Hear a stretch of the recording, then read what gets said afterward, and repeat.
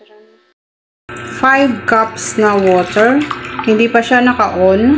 1 cup na wash sugar. Itong i-dissolve or pandan na gelatin powder. Hindi pa siya naka-on yung ating electric air pot. Hayaan lang muna natin matunaw hanggang sa matunaw lang yung ating tuin lang natin ng bahagya yung ano. Guys, kumulo na siya. I-remove na natin dito. Papalamigin lang natin to. Gumamit panakal. Papalamigin lang natin, saka natin ilalagay sa ref. Iwain lang natin to ng ganyan. At lang natin ng ganyang kaliliit. Gagawa pala tayo ng buko pandan na gelatin salad. Kasi mainit yung panahon, gawa tayo ng salad. Gamit yung gelatin. Pagkatapos natin hiwain ng ganyan, sa bahay lang natin to. Yung niluto nating sago, halo na natin. Ito, yan. Creamy. Nilagay natin sa ref yan. Cream.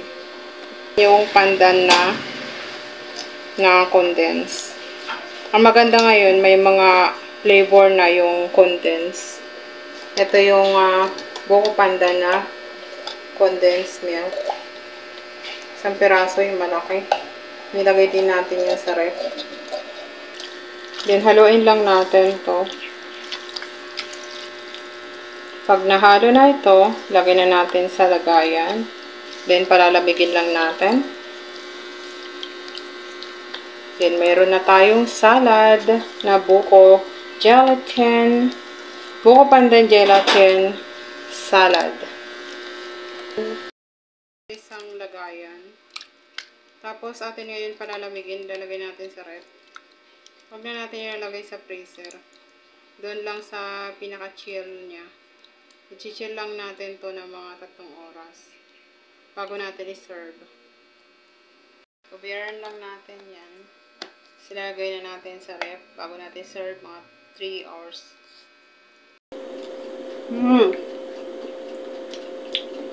Delicious. I like this one.